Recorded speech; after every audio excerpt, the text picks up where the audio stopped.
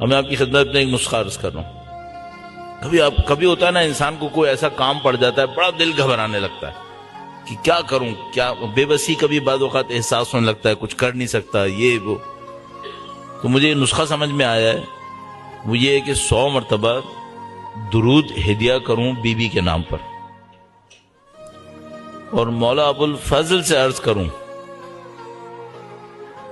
عربی میں جملہ ہے نا، یا کاشف الکرب عن وجہ الحسین اکشف کربی بحق اخیک الحسین.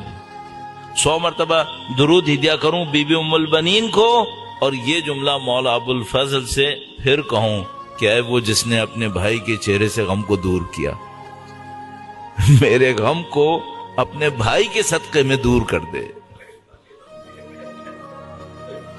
بڑا مجرب ہے یہ.